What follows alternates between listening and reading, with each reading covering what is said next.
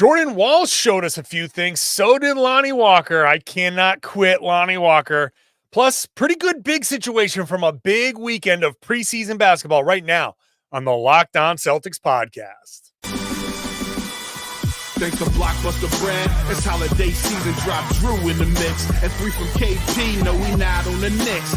Flushing competition like Al on Giannis. Juice and Big Deuce, still B-Town's finest. Banner 18 going up in the rafters. Watch the C's game in Locked On after. Karalis on the breakdown, clutch like a tip from D. White on the breakdown. John on the mic, documenting domination. Matter pen a back bay, it's all C's nation. Rain and J's, how we started, raising banners, how we finish. Locked On Celtics pod, home of the winners. Peace. Hey there, welcome back to the Locked On Celtics podcast, right here on the Locked On Podcast Network, where it is your team every day. Now, I've got you covered every Monday through Friday, and bonus podcasts whenever they play now on the weekends. Regular season is almost here, so every regular season game will get you a post-game podcast. So make sure you are subscribed, watch the show on YouTube, get into that comment section, join a very fun Celtics family, enjoying the Celtics rolling through the preseason. If you're new to the show and you don't know me, I'm John Karalis. I've been covering the Celtics team for about 20 years now. Been doing it for the last few years for Boston Sports Journal as a beat writer. I've written a couple of Celtics books. The latest one, Built Different, celebrates the Celtics championship. $30 signed, delivered to your door in the United States, personalized all of that stuff through johnkaralis.com. Today's show is brought to you by FanDuel. You can start this season with a big return on FanDuel. Place your first $5 bet, and you'll get started with $200 in bonus bets guaranteed. Visit FanDuel.com to get started. The Celtics played Saturday and Sunday. Saturday against the Philadelphia 76ers. If you're listening on audio, I made very exaggerated air quotes with my fingers because none of the Sixers regulars played. Embiid, Paul George, Tyrese Maxey, Kelly Oubre. I mean, 1, 2, 3, 4, 5, 6, 7, 8 guys didn't play. So it was basically the Delaware Bluecoats. And the Celtics played their regulars, Jaylen, Jayson, Derek, Drew, Kornet, their regular preseason starting five, and they demolished them. They were up by like 54 at one point. They won by 50. Wins and losses don't matter, but the Celtics do have 4 wins in 4 preseason games. They played the Raptors without their regulars. So on Sunday, it was none of those starters that I just mentioned. Also no Horford, also no Tillman. So they started on Sunday, Lonnie Walker, Jordan Walsh, Neemias Queta, Sam Hauser, and Payton Pritchard. And those guys went out and built a lead up in the 30-plus range. And then the end of bench guys like Anton Watson and Ron Harper Jr. and those guys were in there. The Raptors made it close. The Raptors didn't play a bunch of guys, but they did throw out Scotty Barnes. They did throw out Jakob Poeltl, Grady Dick, Davion Mitchell. They put out an NBA-level team. They just got smoked in that first half. And it was, whatever. The end of the game was the end of the game. I don't really care about that so much. So later on, I'll get into the guys that we already know about. The bigs, I'm going to say for the second segment, because the first segment is everybody, the intrigue for the Celtics this season is who is going to get, everybody's calling it the O'Shea Brissett minutes. O'Shea is the only guy who didn't come back from last year's team. Well, Shvi Mikhailuk, the only guy who got some regular minutes. So he's not back. Somebody's going to get that nearly 700 minutes, theoretically. Who is it going to be? And at this point, my ranking is Jordan Walsh, Lonnie Walker, Jaden Springer. And it was kind of the opposite of what I thought it was going to be. I thought Jaden Springer was going to come out and potentially seize this opportunity. He got the opportunity in the first couple of games. I think he was given the chance to seize this opportunity, and he hasn't. He just hasn't done it. In this particular game against the Raptors, Joe Mazzulla was especially frustrated with him. There was one play where I forget who was coming at him, but Jaden was in position. The guy was coming at him full bore. The position was to take a charge was there, and he kind of jumped to try to block the shot, kind of jumped out of his way. and Toronto scored.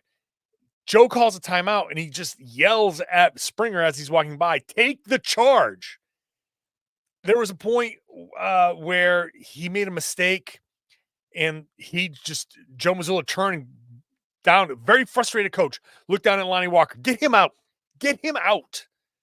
So Springer just didn't look good. I don't know if he was trying to do too much. I don't know if he realized this opportunity was slipping away. Jordan Walsh has played well. Lonnie Walker has had a couple of good games with much more opportunity. And I wouldn't be surprised if Springer was thinking like, I am at risk here.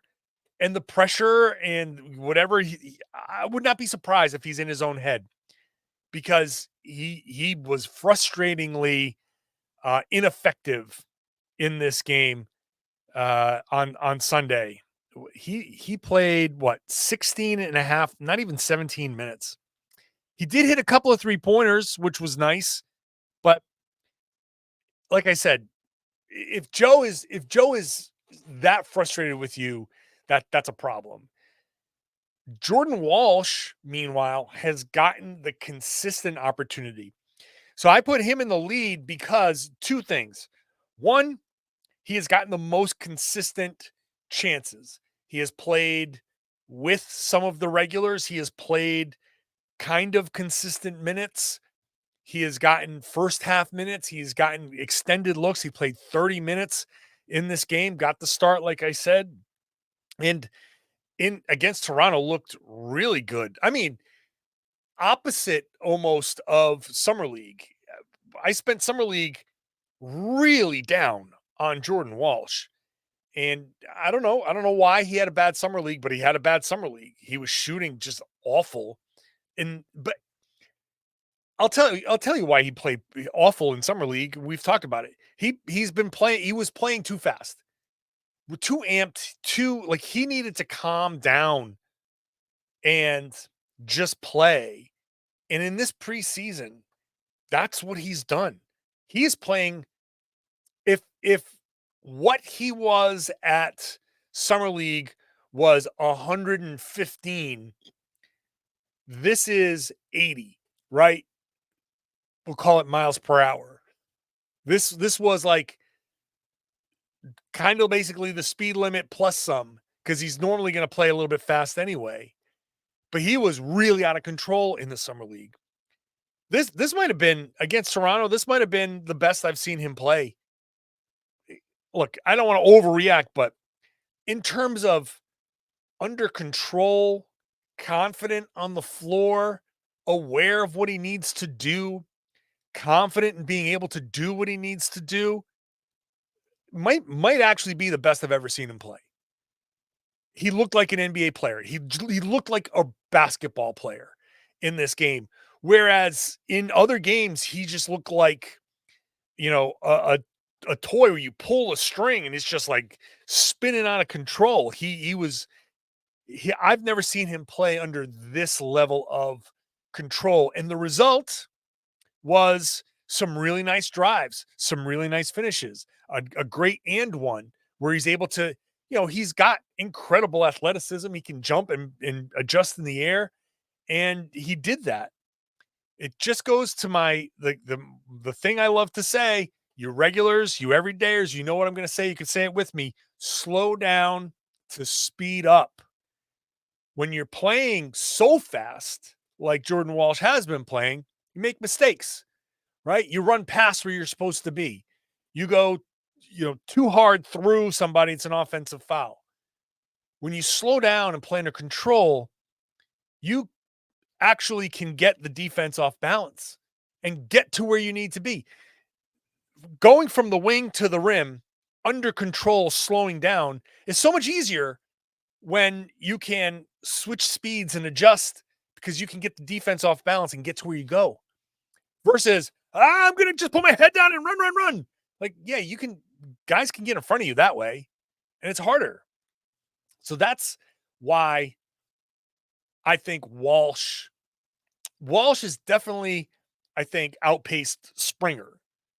But now there's Lonnie Walker. Now there's a Lonnie Walker element to this.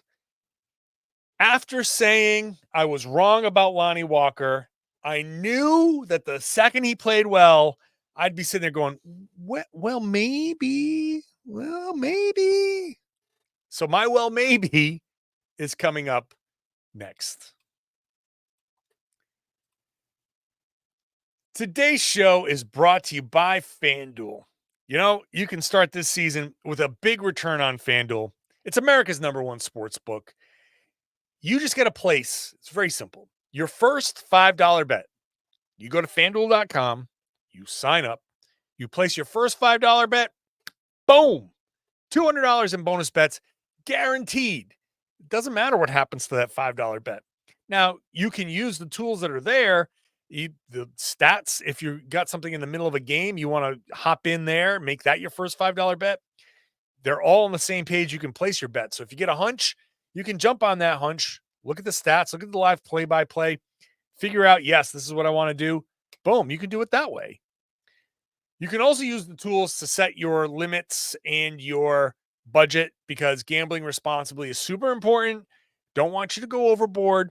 If you've got $100 in disposable income, if you've got $10 in disposable income, set your limits, place a couple of $5 bets and be done with it. You can have some fun. FanDuel, it's a fun place to go and have that kind of enjoyment, put a little skin in the game there. FanDuel.com, it's America's #1 sports book.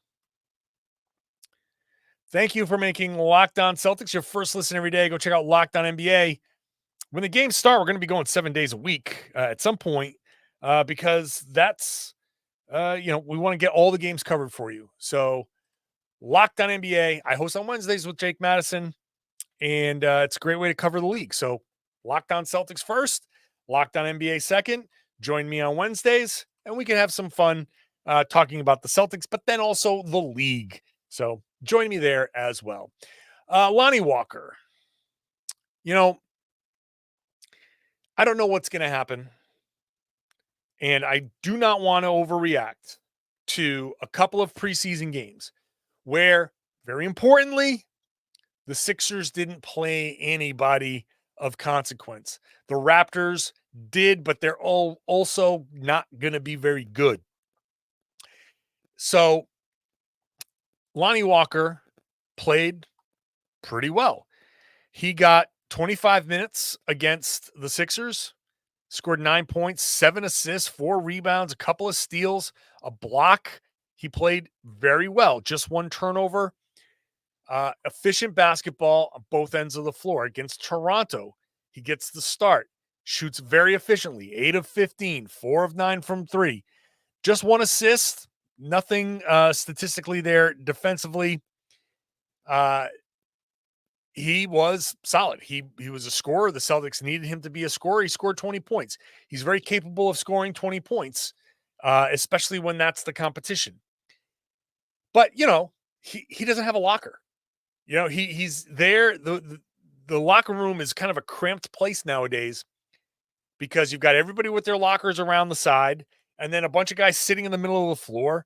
Like, it's because those are your Exhibit 10 guys. And, it's kind of tough, but he has shown me enough to make me believe he can be a contributor to this team. We knew he could be a contributor to this team. So the question now is, where do the Celtics go with this? They're not going to carry 15 players. They want the flexibility. They want to make sure they have an open spot. They want to save some money if they can, because listen, you're paying a ton already. So this isn't being cheap. It's just being practical. If you're going to be paying Lonnie Walker a couple $1 million plus whatever tax implications, and it comes to $8, $9, $10 million, whatever it is, to actually have him on the roster, you say, look, we're spending a ton of money. I'd rather not throw away, just flush $10 million down the toilet. I understand that. If you think one of these other guys is going to have the opportunity. You don't, and you do cut him and stash him in the G League, and maybe down the road he joins the roster somehow. You save at least some money that way. Another option, depending on how they feel Jaden Springer is progressing, it was laid out by Eric Pincus recently on Bleacher Report, where you can trade him to some team for nothing, a second round pick, and between his salary and the taxes and all of that, you're saving a bunch of money. And that's the money that you can use to pay Lonnie Walker and pay the tax on Lonnie Walker. So there exists a possibility that Lonnie Walker and his ability to score and his ability to be a part of the offense while not being a complete negative on defense, that's valuable and might be valuable long term. Because for Brad Stevens, you gotta consider next season, the season after, the season after that. That's all part of his calculus. We are focused on this season. Next season, damn next season. This is about winning a championship this season. What do you do to win a championship now? Brad has to look down the road, and maybe Lonnie Walker is a better fit down the road. I don't know how it's going to go, but if Springer isn't going to progress offensively, if he's just going to be a defender and he can't be the 3 and D guy, again, now I say this, he hit 2 3-pointers in this game, but he just hasn't looked comfortable shooting the ball. If Jordan Walsh and Lonnie Walker both look good, Walsh definitely can be the defender. If Walsh can slide into a 3 and D role, then he can take that from Springer. And if Walker kind of fills a scoring gap next year down the road, whatever, there's potential there. There's potential for maneuvering. I swear I'm not overreacting. I'm not saying this. It could just simply be you keep Jaden, you figure it out. You cut Lonnie Walker, you assign him to the main Celtics, and you live with the results. But I still think Walker is capable of enough that you have to consider the alternatives. We'll see how it goes moving forward. We're going to get an answer in about a week or so. Now, who does look comfortable shooting? Xavier Tillman. The Celtics' big situation, think once again, it's very obviously, I think it's fine. I think, it's funny. We did the podcast last week that laying out for 20 minutes all the reasons why Luke Kornet starting and Al Horford coming off the bench makes sense. And people in the podcast, people in the comment section, when I wrote about it on Boston Sports Journal, everybody, for the most part, it was almost unanimous. Like, yeah, this makes perfect sense. And I put out the short, a kind of condensed version, a minute-long condensed version, and people were like, no, that's trash. I don't know why. I don't know why the shorter explanation didn't go over well, but Luke Kornet looked good. He looked especially good against the Sixers. They started Gershon Yabusele. Shout out to Yabu for being back, but they were not good enough defensively. Luke Kornet went nuts. So I still like Luke Kornet as the starter, but Xavier Tillman has just, went crazy with the 3-point shooting. He was 3 of 3 from 3. Once again, pumping the brakes here. It's 3 games. Tillman doesn't have, he has a long history of not hitting threes consistently and a very short, small, almost insignificant sample size of shooting well. But the thing about the 3 for 3 here is, yeah, he shot well in Abu Dhabi, but it's not like he had you go every other game and he's had 3 good shooting nights. They went halfway around the world. They came back, had a week off, and he came out and he still shot very well. The confidence is there. Maybe the knee being healthy maybe what Tom Westerholm has been saying about that shot that he hit in the finals, the confidence, knowing that Jaylen told him in the finals. Jaylen Brown told Xavier Tillman in the finals, I believe in you. I believe in you to hit that shot. That could be the confidence. He's like, well, if they believed in me then, they believe in me all the time. I should be shooting that. There's one time Tatum, like I saw Tatum hit, I think it was Tatum that hit him with the pass and he hit the shot and he just points at him. He's like, yep, that's it. That's exactly it. Makes you feel good. Shooting is so much confidence. So I thought Tillman, I think is going to be pretty good for the Celtics this year. I like where he's at. I don't know what his shooting is going to end up like. I don't know. I'm not going to sit here and say he's going to be a 40% three-point shooter or anything like that. But league average, can he get there? That's like 36% now. I don't know. The way he's shooting it now with the confidence and maybe some better balance and stability, I'm on board. So Al Horford is expected to play in Toronto, that one last preseason game. He is expected to play that game. And then we'll see from there. But I like the idea of Kornet holding it down as the starter, Al coming off the bench, Tillman situationally. And that leaves Neemias Queta, who had a pretty good game against the Raptors. I'll get to him and I'll get to everybody else when I come back.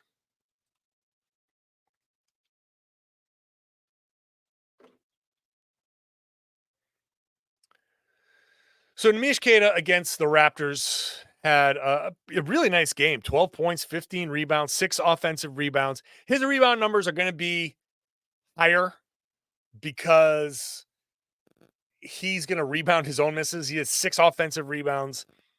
I'm pretty sure 3 or 4 of those are probably his own. But that's fine. That's fine. You know, he hasn't shot well. He's 3 of 8.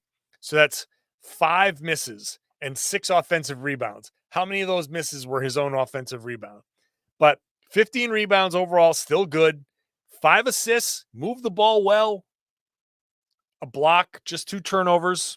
So 12 points, 15 rebounds. Nice. 6 of 6 from the line. Beautiful. He's a guy that you can depend on to do these little things. He's not always going to be in there. It's not always going to go well, but I like this depth. I like this big man depth. I don't know how much better you could have gotten out there without disrupting the flow of this team. This I think was a pretty good overall. It's just a pretty good overall deep center spot. I like where they are. So I don't know what else there is to say. Anybody who is complaining, I think your answers are there. Luke Kornet is very effective. Although I will say Luke made a good point. You know, played 2 games against the Nuggets, who played a very unique way. And they played against the Sixers, who didn't have any size. So Luke has done some good things this preseason, obviously, but also 2 games against the same team playing a certain way that's not, you know, they didn't play to take anything he did away. And then playing against Yabu at center, that's not going to go well. Yabu's not a center, and he's not going to defend Kornet or anything like that. So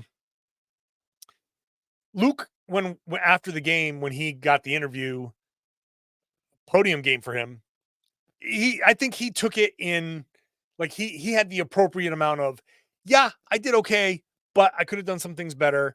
And the situation was such that it allowed me to flourish. So that's fair. That's fair. But that's what Xavier Tillman is there for. That's what Al Horford is there for. And Neemias Queta there to kind of pick up some of the slack. I feel comfortable with the Celtics' ability to mix and match and get through these games with minimal impact. So, and that brings us to the everyone else portion of this podcast where, like, look, what do you want me to say about Jaylen Brown and Jayson Tatum going against the Delaware Bluecoats? 7 of 12 shooting for Jaylen, 18 points, 8 rebounds, 4 assists. Jayson, 16 points, 10 rebounds, 6 assists in 23 minutes. That shot 5 of 11, 3 of 8 from 3. Jaylen plays really well, dishing the ball. Tatum's shot looks good. That looks pretty much fixed, whatever he was dealing with in the playoffs. So they didn't play against Toronto. They're ready, right? Jayson, Jaylen, they're ready. Nothing more to say about that. Derek White didn't have his best shooting night against the Sixers, but whatever. Holiday didn't play in this game, played much less than that. He's ready. There's nothing to say about those guys. They look ready. And I'll get more into this after the final preseason game, because I'm not sure what they're going to do Tuesday, what their plan is, but everybody looks ready. I have not looked at any one of these guys and said, this person has taken a step back. Not one of these guys has taken a step back. Now, maybe in the case of a Jaden Springer, he hasn't taken a step forward. I literally have not looked at any one of these guys and thought, this is regression. Not one of these guys who has played has showed me any level of regression. So look at Payton Pritchard. Pritchard's, off the charts good.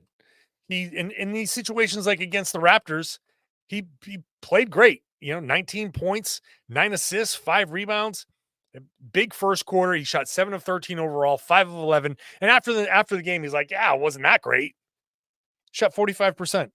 He's like, yeah, it's not that great. Okay. Payton. Pritchard he's too good for these situations, right? He's solidified himself as a 7th, 8th man, as a heavy rotation guy. We know what little limitations he has, but he overcomes them. Every once in a while, he's not going to have a great game, but generally speaking, Payton Pritchard is going to give you whatever minutes on the floor he has. They're going to be great. Sam Hauser, kind of the same thing. Now, in this game against Toronto, didn't shoot well. 2 of 11 overall, 1 of 7. He did have 9 rebounds, so he's a sneaky good rebounder. He's going to get in there and grab those. Now, it's hard with these games where Toronto, or I should say, when Boston sits everybody, like Sam Hauser is really effective because he operates in the space created by Tatum and Brown and all those guys and their gravity. He's very good at swimming in their wake and getting open and hitting those shots. He's gotten pretty good this preseason at doing some of the other stuff, but he still needs those other guys to kind of be the attention getters. So when the offense is all Pritchard and Hauser focused and in Lonnie Walker, the defense can be like, okay, these 3 guys are their scorers. Well, there's an added focus there, and it kind of takes away. Like, Sam is not a primary guy. He's a guy that attacks after the primary guys have done what they do. So it's not the most shocking thing to see that he struggled shooting in this game, because there was a lot more attention on him. But there are also shots that he should make. And I got to be fair, if I'm touting all of the ability to get to open spaces and get to the mid-range and do stuff off the bounce and shoot on the move now, well, you got to be able to do that in a lot of situations. And he didn't do it against the Raptors. Not a big deal. Bad shooting night's a bad shooting night. Hauser has shown himself to be a little on the streaky side. 3-point shooters are naturally on the streaky side. It's a hard shot to make. It's a hard job. And every once in a while, it just takes a little tiny variation and the shot misses. It really is. Because of the long distance, you just have to make a little bit of a variation at the beginning, and it just keeps growing and growing the further you go, like the further the ball travels. So a little tiny thing is a big deal when you're shooting. So yeah, every once in a while, it's not going to have the best game, but he generated some good looks. I thought he was okay. Like, I didn't look at him and say he didn't play well. I thought he played actually pretty well. He just didn't shoot well. Shout out to Drew Peterson, who against Toronto, 23 points, 6 of 9 overall, 3 of 5 from 3, 8 of 10 from the line, 3 rebounds, 3 assists. Now, Peterson is on a two-way. He's not going to make a contribution this year. I would never expect him to even be considered in that way. But in an emergency situation, there are worse options. But more so, this is probably a next year moving forward kind of thing. Having him around, learning the system, being a part of this, go flourish in Maine again a little bit. And then look, next training camp, who knows what this upcoming summer, next July, August, September, what that'll bring. Who knows what his role could potentially be, what opportunities there might be. So it's good that he has these moments when he gets these opportunities. That's great. Not much else. Baylor Shireman. I don't like his shot. And it may just be like it's a shot that's worked for him and he's going to have to figure it out. And it's just a little tiny setback that he'll have to work through.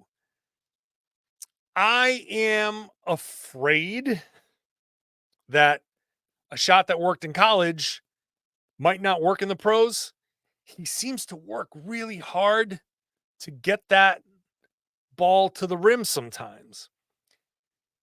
All that said, just because I don't like the shot doesn't mean it's a shot that can't go in. He's a rookie. He's remaking his body. And I wouldn't expect him to come in hitting, firing, and just being the sniper right away. Look at somebody like Aaron Nesmith. It took him a little bit of time, and he had to leave Boston. But ultimately, he got there. So I don't know what Baylor Shireman's learning curve is. He's a rookie. He's played now 4 games against some level of increased competition from Summer League. He's learning. He's trying to get to certain places. Whatever. I know it sounds like I'm killing him. It could be a shot that I just don't like, but goes in. And there are plenty of jumpers. Like, just because there is a standard jumper form or how I think a jumper should look, that doesn't mean that every jumper needs to look that way. I also don't like Jayson Tatum's form. Well, I like it now.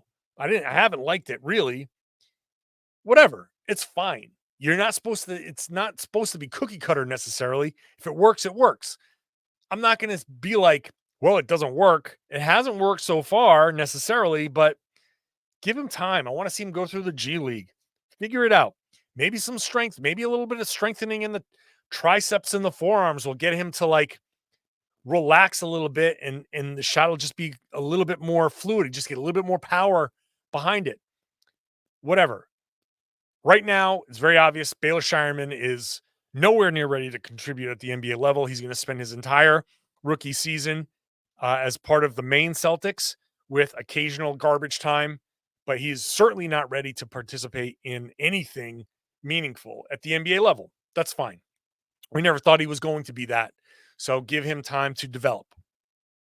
But I guess I'll wrap it up by saying any thought that he, when we said, oh, maybe he could be the Sam Hauser replacement. If I'm Sam Hauser, I'm like, yeah, good luck with all of that, guys. Sam should never be nervous about that. At least not now. But that's about it from these last 2 games. The biggest takeaways, Jordan Walsh. I think he's the leader for the O'Shea minutes. I think Lonnie Walker is second. Jaden Springer is third.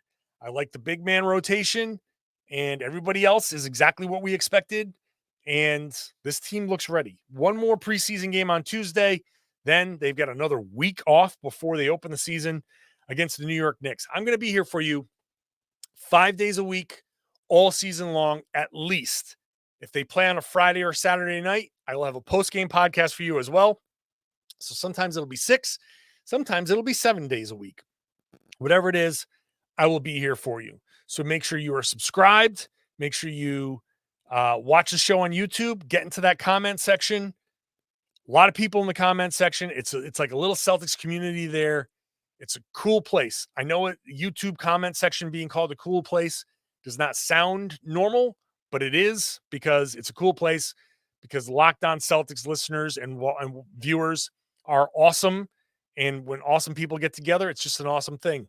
So go there, hang out there, leave your comments. Let me know what you're thinking.